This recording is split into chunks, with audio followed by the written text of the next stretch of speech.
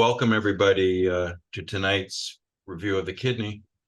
The purpose of these public lectures is to review aspects of how the kidney function and also different disease processes, and to address any questions anybody might have. So welcome.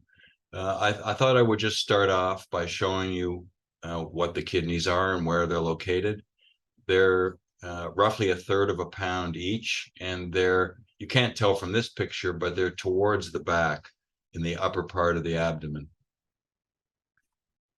Now, one important aspect of kidney function, and we'll talk about all the various things that the kidney does, is that one of the functions, which is the filtration of your blood, which we'll call arbitrarily 100% here at age 50, actually in normal people declines with age. And shown here are men and women in different colors, but it's almost superimposable. And what you can see is, let's say you start off at 100% at age 50, and it was obviously 100% prior to age 50. By the time you get to age 75, the filtration ability of the kidney has gone down pretty significantly to about approximately 80% of what it was. And there's a continual decline after age 75, which is not shown here. Now, a lot of nephrologists, kidney doctors, and primary care physicians, and physicians in general, aren't aware of this normal decline with age. And so when they see a 65, 70, or 75-year-old with abnormal kidney function, or at least what would be abnormal compared to someone at age 50, they consider that a disease process, or that there's something wrong with the kidney. And that's not true. And unfortunately, it's not recognized, and people are inappropriately worked up for abnormalities in their kidney function when they shouldn't be. It's just the normal aging effect on the kidney. Now, why this occurs is something that's being studied in different research labs. So it's important, if you're this age and your test results come back and they're roughly what this shows on this graph, you don't have anything wrong with your kidney. It's only when the kidney function is worse than the normal aging effect on the kidney that you have something going on. So it's important to make your friends aware of this, who might have been told that they have a kidney problem and they're above the age of 70, 75, to make sure that they're aware of the normal effect of aging on the kidney. Now, some people don't decline like this. Not everybody has this decline, but on average, there's about a 20% loss of kidney function by the time you get to be about 75 or 80. And it's completely fine. It doesn't affect you. It's the normal loss of kidney function as you age. Now, those of you that might have kidney abnormality, or you've read something on the internet, as the kidney function declines, we call that CKD. CKD stands for 3 words, the first letter of each word: chronic kidney disease. Now, you could probably come up with a better term. This is just what has evolved over the years. And what happened about 25 or 30 years ago is that the decline in kidney function that's abnormal, this is not now with age, was broken down into different stages. Before that, it was considered to be a continuum. Now, it still is a continuum. So if your kidney function is 90, let's say, and then it goes to 85, 80, it goes down continuously. It doesn't jump into a different stage. It's just these names for these stages evolved, and even the stages are subdivided by A or B. And this is very arbitrary. And the problem is patients and the public have latched onto this as if it's something, it's gospel. And it's just not the way to look at it. The way to conceive of the changes, if you do have kidney problem, is it's continuously changing. And yes, we can subdivide it into names and numbers, but it doesn't add anything to what we know already. We go by what the number is itself. How much different is it from normality? So that's number one. Don't get hung up on the stage. At least don't think it's something from heaven. It's a man-made subcategorization, and unfortunately, it gives the impression of jumping from one to the other, whereas in fact, it's a continuous change from the very beginning where it was normal. Now, if you have a kidney function that is between 90 and 100, for example, it's called CKD stage 1. If you have kidney function that's 15 or less, it's called stage 5. But it could have been that we call less than 12 stage 5, or we could call less than 12 nothing. It doesn't add anything to give it this staging. So please be aware of that, and don't get hung up on the stage. Get hung up on the function itself. So what is the function that we're talking about? We're talking about the ability of the kidney to filter your blood. And we know what the normal filtration rate is. It's called the filtration rate. It refers to how much fluid is coming through the kidney filters in a period of time.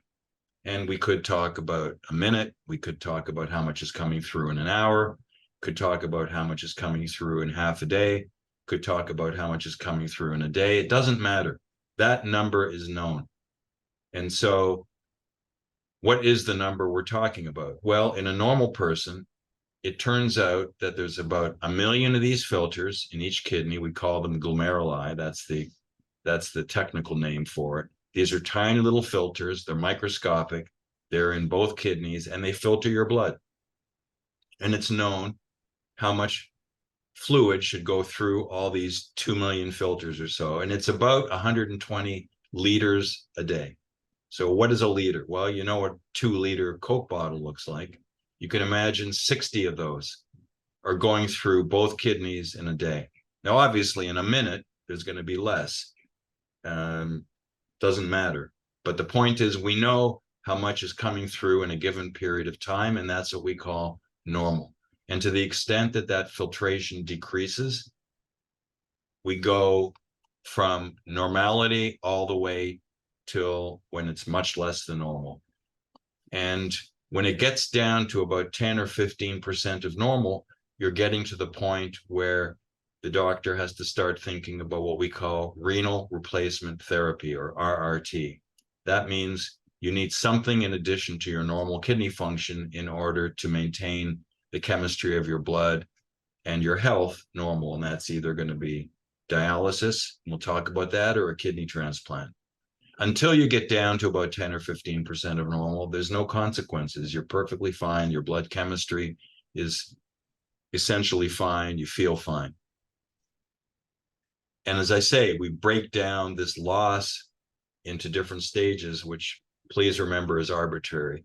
Now, the second very important point is the number you get back for the filtration ability is called eGFR. eGFR. E stands for estimated, and we'll talk about that because that's a very important point. And GFR stands for glomerular filtration rate. It means what is the filtration rate of all your 2 million glomeruli? G is the short form for the name of the filter, glomerulus. Now, E is important because the doctor does not know the true number. It's estimated. Now, we used to measure the true number. We used to get back something called the GFR, or the glomerular filtration rate. We had no E because it was measured, and it was measured with a substance that was tagged with a radioactive tag. And patients went to radiology, they got injected with the substance, and after a period of time, we got the GFR back, and we knew what the real GFR was, or the true GFR. It was not an estimate.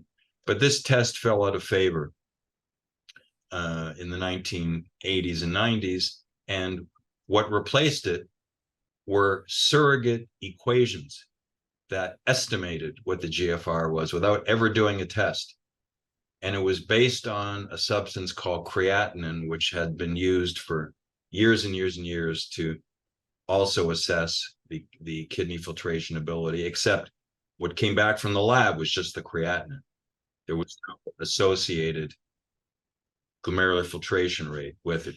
We used to calculate that in our heads.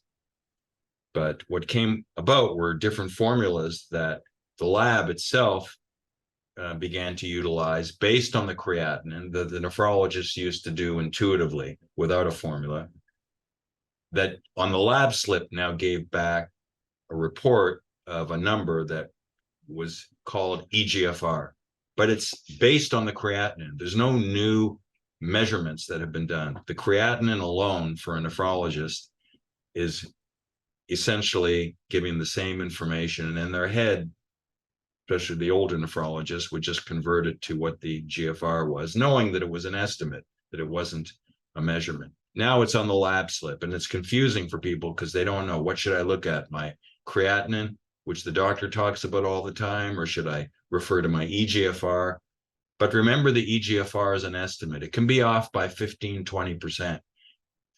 There are research tools that are being used. I'm working on one of them to try to come back to what we used to have 30 years ago, and that is to have an actual measurement of what the true GFR is, and to stop having this EGFR measurement once and for all. That will take time, but there are new techniques that hopefully will come to the clinic that are not radioactive, that will allow a true GFR measurement to be made, and will basically be giving the patient their creatinine, and then which is measured all the time, and the GFR, which will be measured, and EGFR will become a historical term in medicine, hopefully once and for all. So the creatinine is a measured number, and you can think of it like this. When the creatinine is 1, your kidney filtration is approximately 100% of normal. It's not abnormal. So if you're normally filtering 110 or 120 liters a day, your creatinine should be 1. Now, let's say you get some kidney abnormality affecting the glomeruli, and your creatinine will go from 1 to 2. That tells us that you lost half of your filtering ability, and you have 50%. So instead of 120 liters a day, you'll filter 60 liters a day. So, and that would be, for example, if I have a disease process that kills half the filters. So instead of 2 million filters, you now have 1 million. Your creatinine will go from 1 to 2, and you'll be filtering half as much. Now, let's say I bump off 3/4 of the filters. So you only have 1/4 left. Your creatinine will go from 1 to 4, and you'll have 25% of the filtering ability, whatever 25% of 120 liters a day is. I can't do it in my head. Someone I'm sure in the audience might be able to. But it gives you the idea that when the creatinine's 1, you're filtering the normal amount. When the creatinine's 2, you've already lost half of your filtering ability. When your creatinine's 4, you've lost 75%, and you have 1/4 left. So that's how the nephrologist utilizes this blood test called creatinine, and it's not an exotic test. It's been used since the 1950s. Very easy to measure. It's actually part of the regular blood test that you get. You've probably had creatinine measured, 20 times in your life. Just people don't pay attention to it. But for a nephrologist, it tells us one aspect of the kidney function, and that's how much fluid is coming through all the filters in both kidneys per day. Not how much urine you're making, but how much you're filtering. Now, you can just do the math in your head. If you're filtering 120 liters a day and only 1 liter comes out when you pee, then obviously you're not getting rid of the 120 liters. Your 120 liters is coming through the filters, but the kidney is absorbing 119 liters. It's going back into your blood. So when I say filtering, has nothing to do with how much urine you're making. Okay, so one of the functions of the kidney, as you can imagine, is to get rid of fluid. If you drink 2 liters a day, you want to be peeing 2 liters a day. Now, you're filtering 120. If you drink 2 liters a day and you pee 2 liters, that means 118 liters is going back into your bloodstream. If you're filtering 120 and you drink 3 liters a day, yes, you should be peeing 3 liters, and you're absorbing 117 liters a day. That would be normality. So this is just a little cartoon saying I don't think you need lab tests to see that this person's retaining fluid. As the kidney function decreases, and by function, I mean the filtration ability, the ability of the kidney to get rid of your water intake it decreases. But in general, you're in balance. You take in 5 liters of water, you're going to pee 5 liters. So it's a common question that has no good answer. In fact, there was an article in the New York Times, I think last year, asking the common question that we're asked all the time: how much water should I drink? And the answer is there's no answer. It's a common question: how much fluid should a person drink? And there's no good answer for that. There is no good answer. The answer really is that as long as you don't have excessive water loss from running or exercising, you should just drink whatever you want based on your thirst. But driving the system by being told you should be drinking 2 liters or 3 liters or 4 liters, there's really not a lot of good data showing that when a doctor tells you you should be drinking this amount to clear out poisons or this, that's really a lot of hearsay. There's not good data showing that. You should go by your thirst. If you're thirsty, drink. If you're not thirsty, you don't have to drink. Now, you don't want to go too low, because if you go to on a 0 intake, the kidney still is getting rid of some urine and you're going to get dehydrated. So you want to be above that. And on the other hand, you don't want to be taking in so much that it's above what the normal kidney can get rid of. For instance, the normal kidney can get rid of 12 liters of water a day. That's 6 2-liter Coke bottles. If you go above that, the kidney can't go above 12. So obviously you're going to be retaining that. But anything in between, the kidney's just going to get rid of. So when you're drinking your water or your tea or your coffee or your soup, it's ending up in the toilet. You think you're doing something, but you're not doing anything. You're just taking the water bottle and then putting it into the toilet via your kidney. So psychologically, it might make you think you're doing something. But unless there's some medical reason, like a drug that you've got to get rid of and you want to improve your filtration, or you're running a lot and sweating a lot in the desert where you have to be really worried about not being too low on the intake, in general, just go by your thirst. The kidney also gets rid of salt. And so when you salt your food, if you have normal kidneys, the kidney will recognize how much salt you took in and it'll just put it into the urine. So again, you don't retain salt if you have normal kidneys. Certain people have a problem getting rid of salt, and that can lead, as we'll show, to high blood pressure. But in general, the salt you eat just comes out in the urine. The kidney also gets rid of potassium, and potassium is in fruit, vegetables, meat, fish. Potassium's everywhere. And it's the kidney's responsibility to get rid of the potassium that you take in. So if tonight, for some reason, you decided to eat 15 bananas, that's a huge potassium load. And you shouldn't do it, obviously. But the kidney will get rid of that potassium if it's normal. As your kidney filtration and function declines, you have less of an ability to get rid of potassium, and you're more prone to getting a high potassium in your blood for a given intake, depending on how bad your kidney function is. It's important for the kidney to keep the potassium in your blood normal, because potassium affects the electricity in your heart. And you can actually stop the heart or have cardiac arrhythmias if the potassium goes too high. And it's pretty hard to change your dietary potassium intake unless you're not eating anything. The kidney also gets rid of nitrogen. So in protein and fish are what are called amino acids, and the amino acid contains the nitrogen atom, and the kidney gets rid of nitrogen that you take in from your diet, not in the form of free nitrogen, but in something called urea. You might have heard of urea, and urea is made up in part of nitrogen, and the nitrogen comes in urea from the food that you ingested, from the amino acids that you ingested. And when the kidney function declines, the ability of the kidney to get rid of nitrogen in the form of urea decreases, and the urea concentration in your blood will go up. And that's one of the compounds that's measured by the doctors to assess whether you have normal kidney function or not. It's called the BUN, blood urea nitrogen. It's one of the other blood kidney tests. The kidney also controls the amount of calcium and phosphorus in your skeleton through a hormone called 125 vitamin D. Now, you may have heard of vitamin D, and many of you are taking vitamin D, and the doctor measures vitamin D, so it's something you're aware of. But the vitamin D you take is not the active form that affects your skeleton. The kidney takes the vitamin D pill that you ingest, called 25 hydroxy vitamin D, and converts it into what's called the active form that actually works on the skeleton, called 125 vitamin D.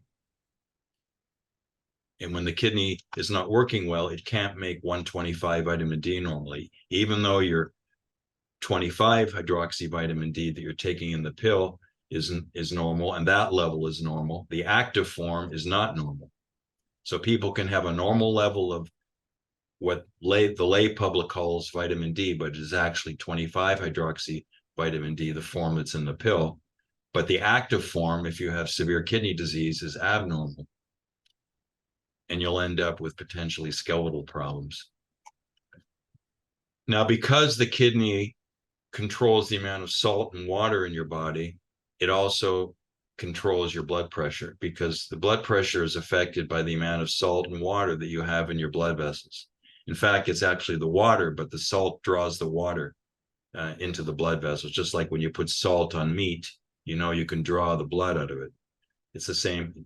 Salt, through osmotic effects, draws water or any fluid, not just blood.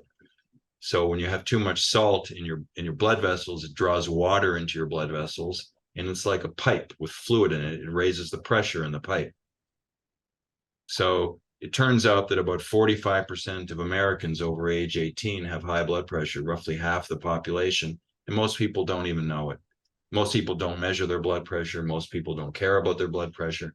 But it's important because blood pressure, if it's high, especially chronically, can lead to heart problems, brain problems. You can have strokes. It can affect the kidney function with time. So it's very important to have a good blood pressure cuff, know what your blood pressure is, and take care of it if it's elevated. Now, the blood pressure is like the weather. It changes throughout the day. In the morning, it may be different than the afternoon, may be different in the evening. So it's important to measure your blood pressure at least 3 times a day, especially if you've just got your cuff, and know what it is. Don't assume because it's normal in the morning that it's normal the rest of the day. It swings. It's called a diurnal variation and changes throughout the day. And so you need to know that it's normal at least during the day when you're awake. Now, it could also be that it's normal in the morning, afternoon, at night, but it's abnormal at 2 in the morning.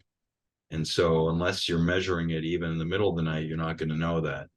It's important to know when it's elevated and what time, because that determines when you take your pills. The pills have a lag. They don't work right away. So let's say your blood pressure is high in the afternoon and I want to take care of that. Well, I'm not going to give you the pill at night, because by the next afternoon, it's too late. It's already worn off. I'll probably give you a pill in the morning. Or conversely, let's say your blood pressure is high first thing in the morning. Well, I'm not going to give it to you the morning before, which is 24 hours before typically. I'll give you a pill at night so that by the morning, that pressure will have been taken care of. And again, it's arbitrary to talk about morning, noon, or night. Your blood pressure can be high at any time of the day. And a good doctor will want to know exactly when and how high. Or it could be high throughout the day, never go down. But usually there's some peaks and valleys that a good doctor will be aware of. Now, the other thing is, when you come into the doctor's office, it's always higher than when it is at home. It's called white coat syndrome. So it's very important to measure the blood pressure at home and then bring in a record of what it is, either in a notebook or an Excel spreadsheet, and so that the doctor can determine, how best to handle it. If a doctor's good, they won't care as much about what the pressure is in the office. So it's important as a patient or as a lay person who's not sick to know what your pressure is at home when you're relaxed. Now, the other proviso is the pressure varies depending on when you're lying or sitting or standing. You get a different number. And so it's important not only to know what time of day you got the pressure, but to know whether it was done at the various postures, lying. And in fact, it's best to do it the same way all the time. If you do it lying, get it lying. Don't start mixing up sitting and standing, because that per se, independent of the time of day, can change the number. It's a very labile measurement. It's not a constant measurement. The other thing the kidney does is it affects whether you have anemia or not. Anemia is a term that refers to how many red blood cells you have in your blood. And the red blood cells are made by the bone marrow. That's where the factory is to make them. They're constantly being made and they're constantly being destroyed by the spleen. They last about 100, they live about 3 months, 120 days in the blood, and that's it. So they're constantly being made and constantly being destroyed. But the bone marrow knows how much to make when it sees a hormone made by the kidney called erythropoietin. So when there's erythropoietin coming to the bone marrow at a certain concentration, it tells the stem cells and cells in the bone marrow to make red blood cells. When the kidney can't make erythropoietin, for instance, someone who's got severe kidney disease, the bone marrow doesn't make as many red blood cells, and and their number decreases, and the doctors see that your hemoglobin or hematocrit, it's called, is low, and that if it's lower than normal, it means you're anemic. And it's important because these are the cells that take oxygen to the tissue. The oxygen is not dissolved freely in blood. It is dissolved freely, but the amount that gets to the tissues free in solution is very low. More importantly, is oxygen attached to these red cells. There's something called hemoglobin inside the red blood cells that bind oxygen, and that's how oxygen gets to your tissues. So it's important that you have the right number of red blood cells, and of course it's important that your lungs are working normally to put oxygen into the blood in the first place. But once it gets into the blood, it binds to the red blood cells, the hemoglobin in the red blood cells. So people that are anemic have less oxygen coming to their tissues, and it depends how severe the anemia is. That's how Amgen became a multi-billion-dollar company. They cloned erythropoietin, it's called Epogen, and they sell it as a drug, and it's made by bacteria, and it works the same as the erythropoietin made by the kidney. But it's sort of a strange system that nature put this hormone in the kidney, but it did.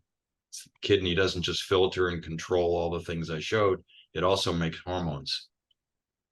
The 125 vitamin D I talked about, and the erythropoietin. So again, we test for the kidney filtration ability. When it's 1, your filtration is 100% of normal. Roughly on average, 110 to 120 liters a day are filtered by the 2 million filters. And then when the creatinine bumps from 1 to 2, you've lost half your filtration ability already. We also don't just do blood tests, we look at the urine. One of the things we look for in the urine is called protein. Protein should not get through the filter significantly, and so we assess the urine for how much protein there is. We do it in a semi-quantitative way without knowing the exact number for the proteins, using this dipstick, which has different colored squares on it, and the more protein there is, the color changes, and the doctor can look up the color and get a rough idea. It's semi-quantitative, as I say, it's an estimate. If we want to know how much protein there is exactly, we send the urine off for another kind of test where it'll come back and we'll know exactly how much protein is in the urine. We also look for blood in the urine. There should be no blood. Those red cells that I showed in the blood that carry oxygen should never appear in the urine, only a few of them, but not enough for you to see it, and certainly not enough to see it with your eye. Different diseases affect the filters and allow red blood cells to come through. And that tells us, in addition to the creatinine, it tells us there's something diseased with the filters when we see that there's blood or protein coming through. It's an indication that the filter is defective in some way. So getting back to the CKD stages, again, we assess the creatinine, which tells us through an equation that's an estimated glomerular filtration rate, and then we look it up and tells us what stage of decline you're at. When it gets down to about 15% of normal, roughly, you start having things occur. And what are they? Well, you start getting fluid overload where you can't get rid of your daily water intake, so the fluid stays. Tends to be in the feet just from gravity. So as you stand all day, your feet tend to get more swollen. When you sleep at night, first thing in the morning, you're normal. But as you stand during the day, gravity causes the excess fluid to accumulate in your feet. You start feeling gastrointestinal symptoms, including nausea, and you don't feel like eating as much. People tend to think that this is some food poisoning or a virus, and it's not. This is something that doesn't go away, has nothing to do with the food you're eating, has nothing to do with the virus. And it's because of the low glomerular filtration rate. Now, why that occurs is not clear. Why you get, abdominal symptoms from a kidney problem is still not well understood, but it's a fact. You just don't feel like eating and you feel nauseous all the time. Your blood pressure goes up because you retain salt and then water. You get blood chemistry abnormalities, which we call electrolytes. Those are these chemical symbols here, but they include sodium, Na, potassium, calcium, magnesium, bicarbonate. These are blood tests in addition to the creatinine that can become abnormal. You get anemic because you don't have erythropoietin to tell the bone marrow to make red blood cells. A number of patients get depressed. Sometimes they get symptoms that are like depression, but it's not true depression. And it's up to the nephrologist to figure out, is this person really depressed or do they just seem like they're depressed? And there's objective tests that you can take. They give you questions and answer tests. And from that, the test can tell whether you're actually depressed or not. Why patients get depressed? There's sort of the obvious reason that their lifestyle is changing now, that they have to suddenly be hooked up to a machine or be dependent on a machine or get a transplant. Obviously, these are going to affect people's psyche, but there are other people who get depressed and it's not due to anything that they can understand or even are aware of. They're not depressed because of the cause and effect due to the new medical situation they're in. There might be chemicals floating around in the blood now that are causing the brain to be depressed. It's not something that they're even aware of. They say, well, I don't care if I have to go on dialysis, and they're still depressed. Sleep disturbances are not uncommon, where people sleep during the day and stay awake at night. And there's abnormal taste. The food just doesn't taste like it did before, and it requires putting extra spices on. And there's recipes you can find online and approaches. There's new drug that can be used in people on hemodialysis because it's given intravenously. For peritoneal dialysis, it's still not available, where you don't have an intravenous line hooked up to the patient, and it requires it being taken as a pill. So just some data, there's about 650,000 people on dialysis now. Every year, there's about 100,000 new patients, and unfortunately, about 100,000 people pass away each year. So the number stays around 650, although this number in the last 4 or 5 months or so has been declining for the first time, and there's many, many reasons for that. We have better drugs. There were a number of patients with CKD that actually passed away during COVID, and there's just better potentially medical approaches to keeping people off dialysis for the first time. So the number is actually declining, and for the first time, DaVita and Fresenius are closing dialysis units in the United States. So as far as dialysis, there's hemodialysis, which I won't get into in detail. This is basically a glorified pump with pressure sensors, et cetera, et cetera. This is the key part of the machine. It's called the dialyzer, and blood goes into it and comes out, goes back to the patient. Well, if that's all that happened, nothing would be done. But you can think of this as a device that has the blood coming in, and then it's broken up into tiny little, you can think of them like straws. It's called hollow fibers. And the blood goes through the center of each of these and comes back to the patient. Well, we still haven't done anything. We just had to go through 100 or 1,000 straws, and then it's collected back and goes back. Well, that's not all that happens. We have another solution coming into this thing on the outside of the straws called a dialysate. And it's the concentrated solution comes from the company. We dilute it with water to get to the final concentration of all the substances in it that we want. But the idea is that with the solution outside, you can have poisons coming from the center of the hollow fibers, or that are like straws, very thin straws. The substances cross into this outside solution. And then that outside solution, which contains the poisons, leaves the dialyzer and goes into the floor. So there's a continuous flow of the dialysate on the outside of the tiny little straws containing the blood. And so that's how we clean the blood. So when the blood comes out of this thing, it has less poisons when it goes back into the patient. The rest of this is just pumps and sensors. So that's hemodialysis. It was invented in the 1940s in Holland, and when the Nazis were actually occupying the Netherlands. There was a doctor who worked out this procedure in a small little hospital. At the time, there was no hollow fiber dialyzer like this. He actually put the blood through a sausage casing. I don't know if you know what sausage casing is, but sausages were covered in this plastic material that was permeable to some extent. So he put the blood through the center of the sausage casing and then put this sausage casing in a big vat of solution where the poisons could cross from the inside of the sausage casing to the outside. And it was fed by gravity. There wasn't any pumps at the time. A commercial machine became available in the 1950s when he moved to Boston and started doing the technical work of creating an actual dialysis machine at the Peter Bent Brigham. Another form of dialysis is called peritoneal dialysis. There's a membrane under our abdominal wall that's actually not just a membrane, but you can think of it as a collapsed sac. And you can fill it with fluid up to 2, 3, 4 liters. Usually 2 liters is what is put in. So how does that do anything? Well, if you fill it with fluid, poisons from the blood can enter this fluid. And then if you drain this fluid, you're actually draining the poisons that were in the blood vessels. So this is called peritoneal dialysis. And normally there's a machine that's doing this.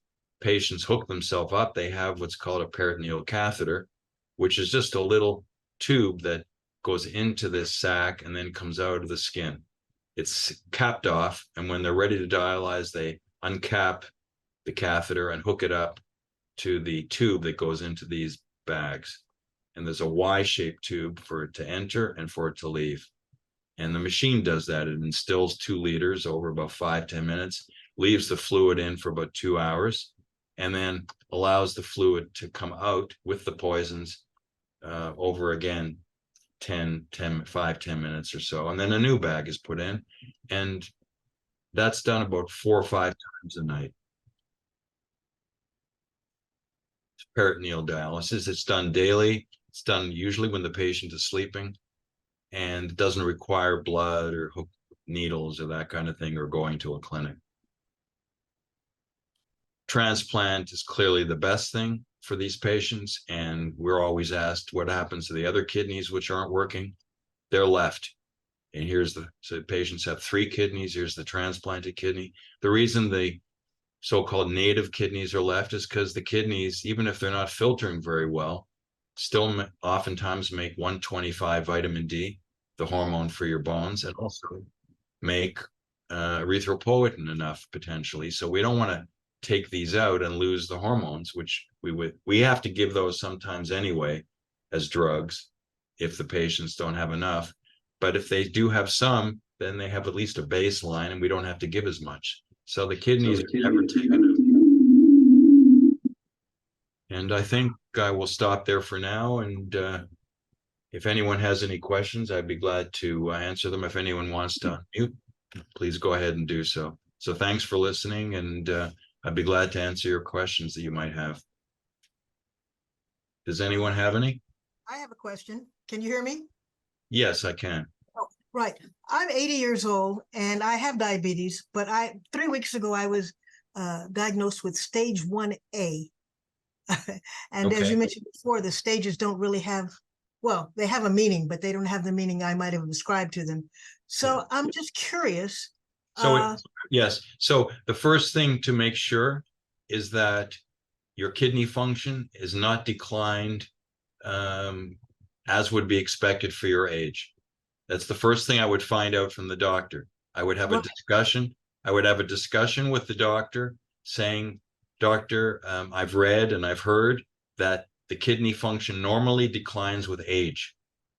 And so my EGFR might be such that you would call that in a 50-year-old or 40-year-old stage 1A, which means it's in the 80s or so, 85 or so. And I don't know exactly what yours is, but you have the key point here is make sure that it's not just the normal decline with age and you have nothing in addition. So now, I know. Okay, I'm sorry. No, I'm just saying, If it's below that, then you would call that CKD something, whatever it is. But if it's exactly what it should be for your age, even if you had higher before, it doesn't mean anything.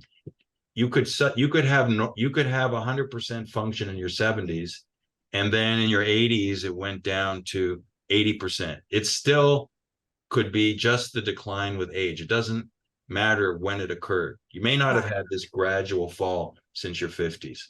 One quick question. You mentioned earlier, I follow all of these myself personally, have for 20 years, but you mentioned that a lot of doctors are not even aware of this falling off. Yes, that's correct. So what should I'm looking at my blood test. What should I personally be aware of beside the EGFR?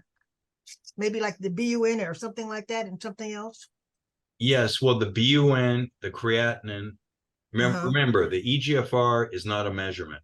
They That's take right. creatinine and they put it into a formula and calculate the EGFR. Okay. So they all go together and they all get worse with age. So the fact that you're looking at your creatinine or your EGFR or your BUN, if it's the normal worsening with age, it means you have nothing. Got it. Thank you. But But you need to have that discussion. Is this Rita? yes, it is. Yeah, Rita, you need to have the discussion with your doctor. You have to say, you have to have that discussion, because in your particular case, you do have diabetes, and diabetes is the most common cause of kidney abnormalities in humans. If you get rid of diabetic kidney disease, you empty out half the dialysis units. Got it. It's the most common reason for the kidney function to be worse than it is for the expected function for your age at any age group, not just when you're 70, 80, or 90. In a 30-year-old, if the kidney functions decreased, the most common reason would be diabetes, typically in all humans. And so it could be that your kidney function has declined because of diabetes, but it would need to be greater than expected for your age. Now, it's complicated because you may be a person who never had a decline in kidney function with age. That's also possible too. It could be that your kidney function would have been 100%. Not everybody has this decline with age. So it's complicated and needs to be parsed and assessed by the doctor. If your kidney function has always been 100%, and then, suddenly it went to 80%, that's not the same thing we're talking about.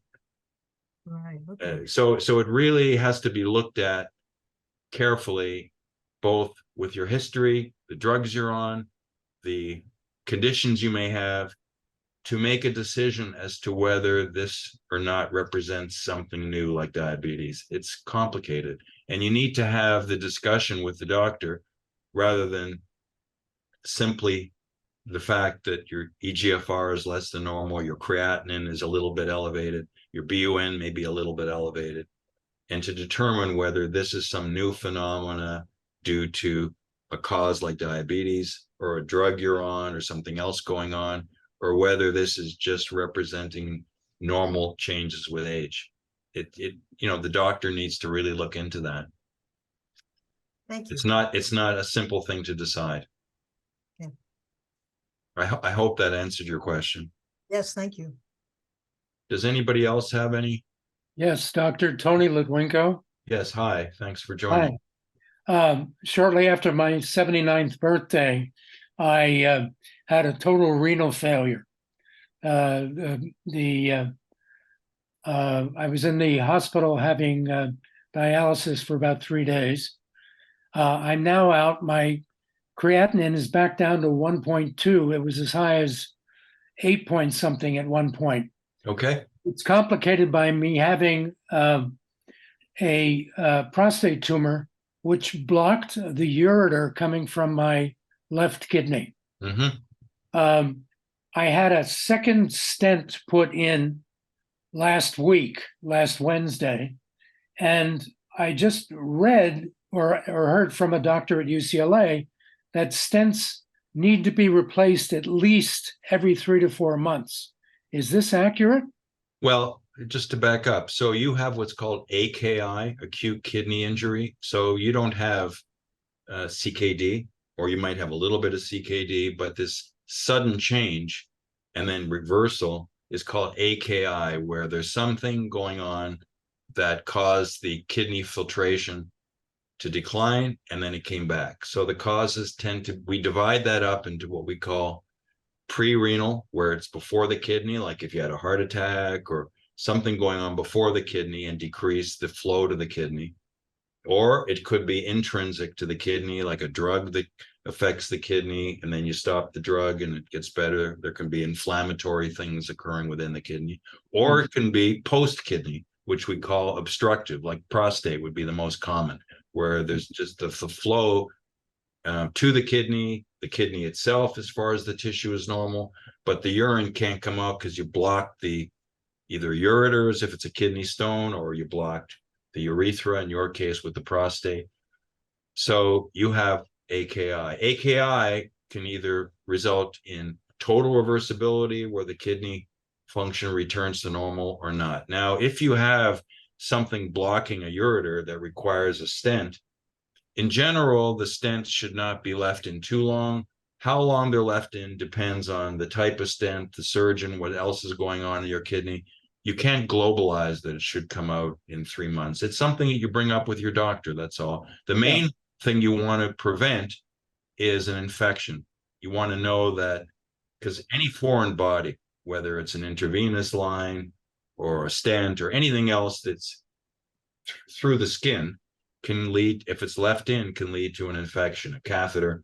So that's really the thing you want to watch out for. But again, that's a conversation that should be had with the doctor, and I wouldn't generalize that it has to come out in a certain period of time. It depends on the type of stent also, and how long it is, how big it is. The second question is, my current kidney measurement it's a 7 for the left kidney, which is the one that had the obstruction. That's the creatinine you're talking about?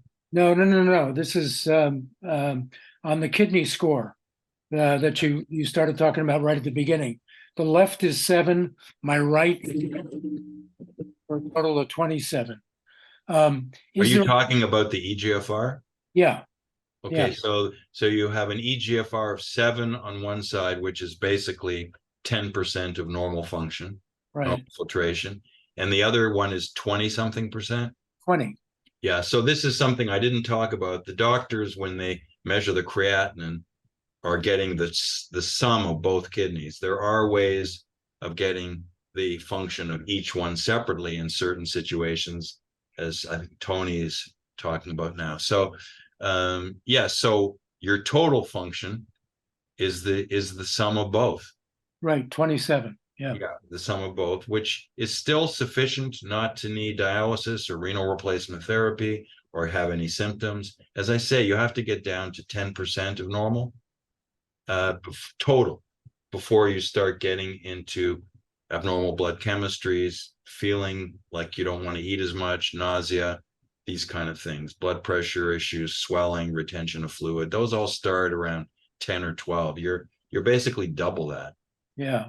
Is there any way that diet can improve the function of the kidneys? No, you just have, there's no magic pills out there. I don't know what you're on.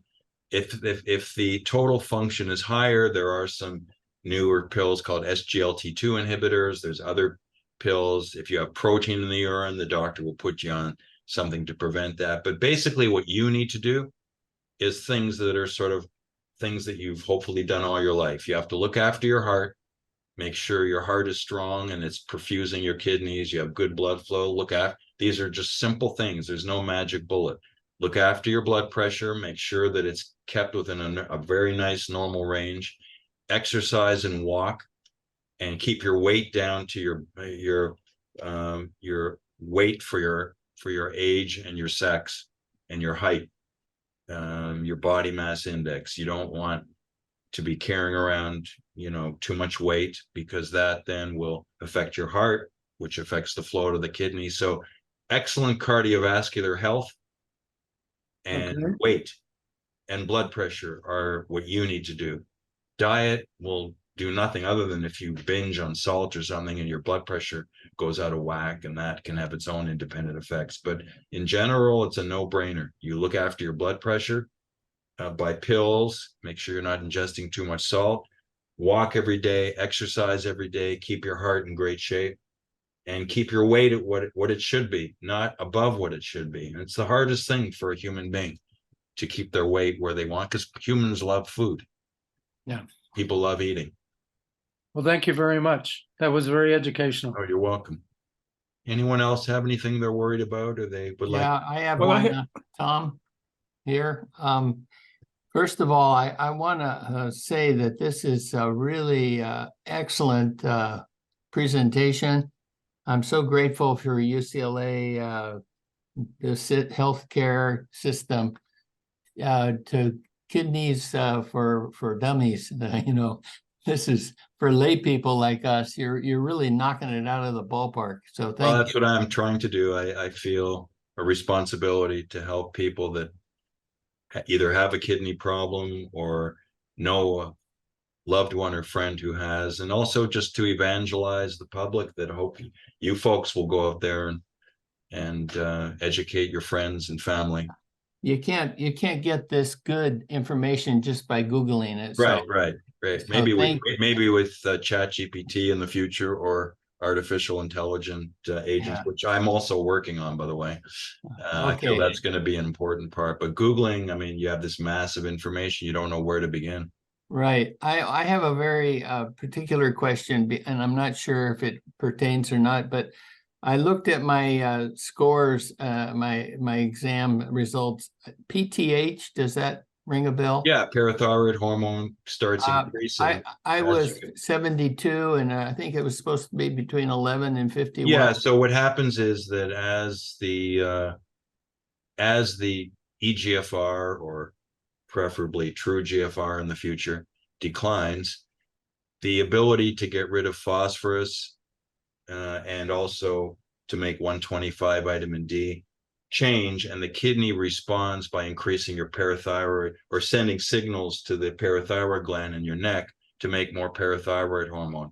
And so the problem is, if the parathyroid hormone gets too high, parathyroid hormone takes calcium, remodels your bones. It's one of the important hormones for maintaining the calcium in your blood and maintaining your bones healthy, not just vitamin D.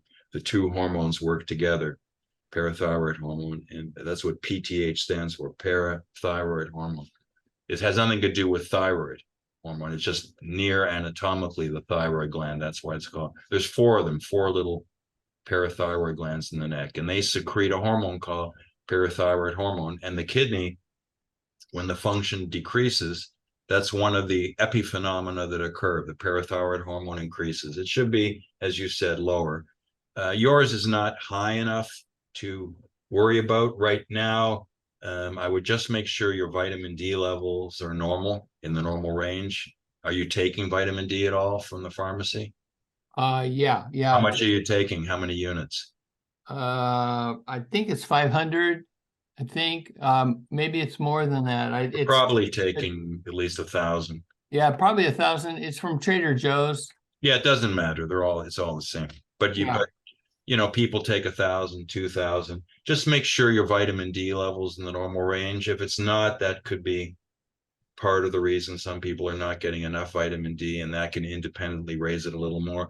But 70 is fine. You're not, no doctor's going to react to that currently. Just make sure that it's intermittently measured, that it doesn't get up into the 200s, 300s, 400s, and make sure your calcium, your phosphorus, and your vitamin D levels are normal. That the doctor should be checking, because the whole axis of calcium, phosphorus, parathyroid hormone, and vitamin D is a highly complex part of medicine. It's and that's a whole lecture or lectures in and of itself. And there's a lot of chains of cause and effect going between those different substances. And so it's impossible for me to just, on this call, be able to assess exactly what's going on. But in general, what you can do is just, when you see your doctor, say you have, I have an abnormal parathyroid level. Can you talk to me about my vitamin D level, my calcium level, my phosphorus? Are all those okay? And if they're not okay, why aren't they? And make sure you get good explanations. And if they don't know, ask them to look it up. Okay, But remember, everyone on the call, you're the customer. You're going to a store when you go to the doctor. The doctor is there to serve you. Don't be shy. Make sure it's your body. Take care of your body like you look after your car. That's what I tell everyone. And make sure that you're getting the information that you need. And unfortunately, it's hard as a layperson to know, but you have an intuition in a sense, whether you're getting good information or not. But you should be having a discussion with your doctor to the extent that not only intellectually you understand what's going on, but you're getting the treatment that you need to correct any abnormal situation. And if you're not getting it, you have to ponder getting a second opinion. great, thank you. Dr. Mitt, do you hear me? Yes, I can. Yeah. What is your school of thought when it comes to stem cell therapy? When it comes to related to kidneys? I have one thought. There is no application for it now. One of my favorite sort of lines, there's a lot of PR associated with it. Everyone asks that question. I always tell everyone it'll be easier for me to build a 747 airplane out of stem cells than a kidney. A kidney is probably the second most complicated object in the universe, the most complicated being the brain. Well, the reason why I asked that question is that I've been in communication with a couple of nephrologists in India. Yes, a lot of people are, and okay. There's a lot of hype, PR, miscommunication, and people trying to take money from people that are desperate. And so it falls into that sort of area now. I doubt there'll be any use for stem cells as far as creating a new kidney or treating diseases that are reliable and therapeutic for another 10, 15 years, if ever. So be very wary. It falls right now sort of into the category of snake oil salesman. Just be careful. But everybody's asking that question. It sounds great. There are a lot of desperate people out there with diseases, not just in the kidney, but other diseases, who are grasping at straws, which is understandable in human nature. And there's a lot of people that are being taken advantage of. Okay, last question. Is it possible to get a video recording of this presentation? Yes, of course. We're videoing it. After the video presentation, we email you and ask your permission to put this onto my YouTube channel, and it's available for the public or anyone to look at as many times as they want. But before we do that, we get everyone's permission to put it on YouTube. Very well. Thank you, sir. Appreciate it very much. Thank you very much, Dr. Kurtz. Okay, are there any other questions at all, or does anyone have any worries? If not, then thank you for joining. And if anything occurs to you after this, please feel free to email Leslie, my assistant, and she'll get in touch with me, and we can have a offline either FaceTime or Zoom or email interaction back and forth as needed. So thanks again, everybody, for joining. Thank you very much. That was I great. appreciate it. Thank you. Great presentation. Thank you, everyone. Bye-bye. Have a good evening.